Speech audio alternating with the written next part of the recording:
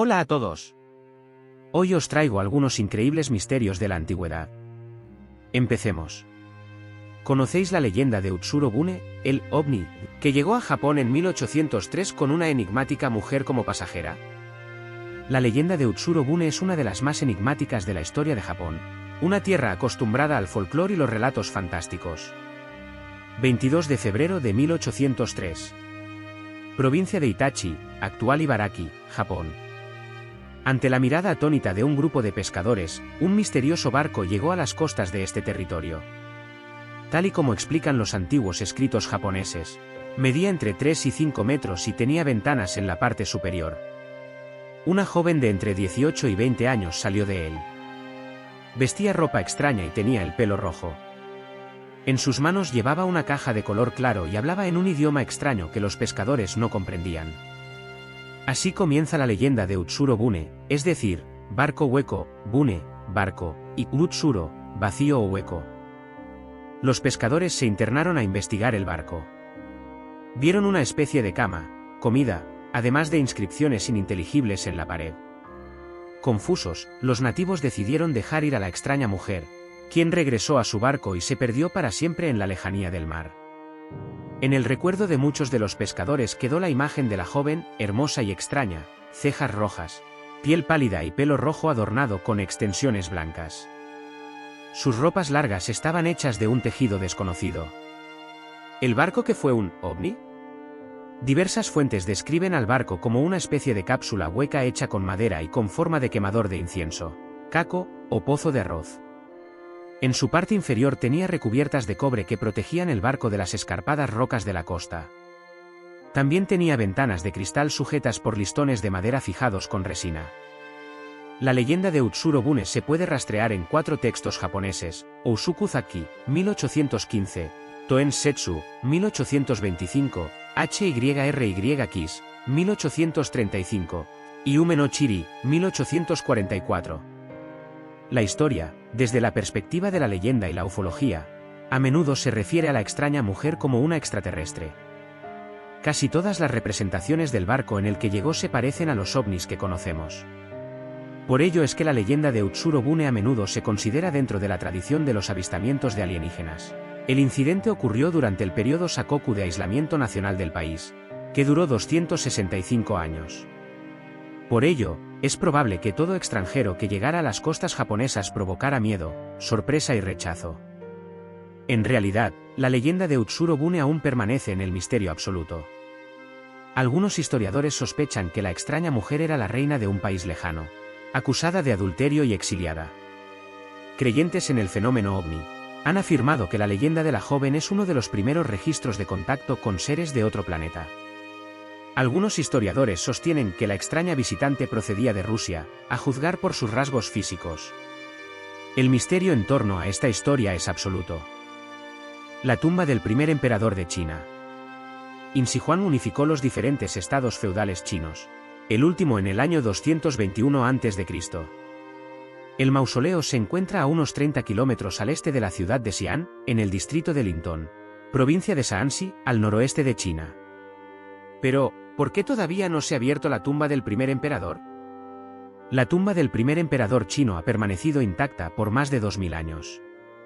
La morada de Insi Huang está rodeada de misterios y los arqueólogos han postergado abrirla debido a las terribles consecuencias que esto podría traer. Fue en 1974, cuando un grupo de agricultores descubrieron en un campo de la provincia de Shaanxi fragmentos de una figura humana, hecha de arcilla. El hallazgo reveló la necrópolis del emperador, con sus tropas de soldados y caballos de guerra tallados en arcilla. La misión era proteger al gobernante más allá de la muerte. Al morir el emperador, su mausoleo fue sellado con trampas mortales y ríos de mercurio a su interior. Al menos eso es lo que plasmó en sus relatos el antiguo historiador chino Sima Qian. Los textos tuvieron origen de 100 años después de la muerte del emperador. Se construyeron palacios y torres escénicas para 100 funcionarios, y la tumba se llenó de artefactos raros y tesoros maravillosos. Se ordenó a los artesanos que fabricaran ballestas y flechas preparadas para disparar a cualquiera que entrara en la tumba.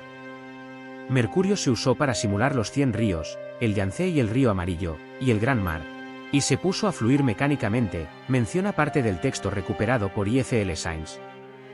Los investigadores de la necrópolis han hallado altas concentraciones de mercurio alrededor de la tumba del primer emperador chino. Un artículo de 2020 señala que el metal líquido puede estar escapando a través de las grietas. Después de su descubrimiento, los arqueólogos han explorado la necrópolis que rodea el mausoleo, sin embargo, la tumba ha permanecido intacta. Una de las razones principales es que temen que la excavación pueda causar daños irreparables y provocar la pérdida de información invaluable. Las técnicas actuales son consideradas invasivas para el mausoleo. Los arqueólogos han advertido un alto riesgo por lo que nadie ha intentado abrir la tumba, pero los avances científicos podrían dar alternativas. Diversas técnicas no invasivas han sido analizadas por los científicos, sin que haya ocurrido algo en concreto. Una de las opciones es utilizar muones, el producto subatómico de los rayos cósmicos que chocan con los átomos en la atmósfera de la Tierra. Esto permitiría mirar la tumba a través de estructuras similares a un rayo X avanzado. El misterio del origen de los mexicas.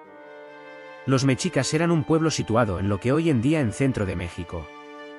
Fue un pueblo con un gran poder y su capital llamada Tenochtitlán se encontraba en una fabulosa ciudad construida sobre el lago Texcoco. La fundación de la ciudad fue un hecho cuya historia se mezcla con la mitología, lo cual es distintivo de los pueblos originarios americanos. Fuentes del siglo XVI que hicieron correlaciones de los antiguos calendarios con los occidentales la han situado en diversos años, siendo la más frecuente el 13 de marzo de 1325, 699 años. De acuerdo con la información registrada en varios documentos coloniales, al igual que en los relieves posteriores del monolito mexica llamado Teocalli de la Guerra Sagrada. El mito de la fundación cuenta que México Tenochtitlán fue poblada por un grupo de tribus nahuas migrantes desde Aztlán, lugar cuya ubicación precisa se desconoce. Tras merodear por las inmediaciones del lago de Texcoco, los futuros mexicas se asentaron en diversos puntos de la cuenca de México que estaban sujetos al altepetl de Azcapotzalco. La migración concluyó cuando fundaron su ciudad en un islote cercano a la ribera occidental del lago. Las excavaciones arqueológicas apuntan a que el islote de México estuvo habitado desde antes del siglo XIV, y que la fundación de Tenochtitlán pudo ser posterior a la de México Tlatelolco, su gemela del norte. México Tenochtitlán se convirtió en un altepetl independiente tras el establecimiento de una alianza con Texcoco y Tlacopan que derrotó a Azcapotzalco.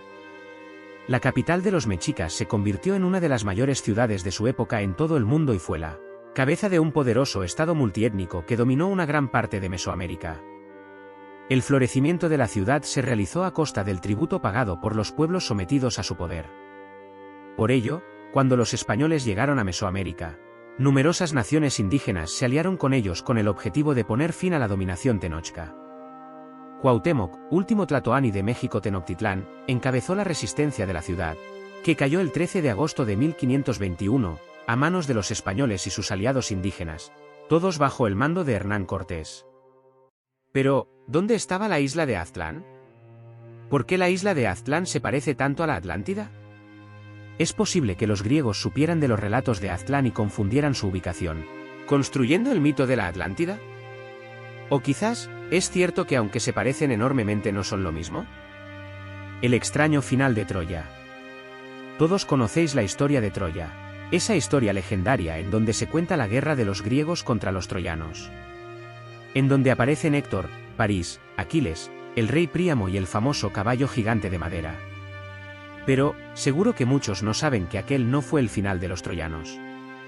Según cuentan los escritos antiguos, los troyanos que pudieron huir de la devastación pudieron escapar en barcos rumbo a un nuevo hogar.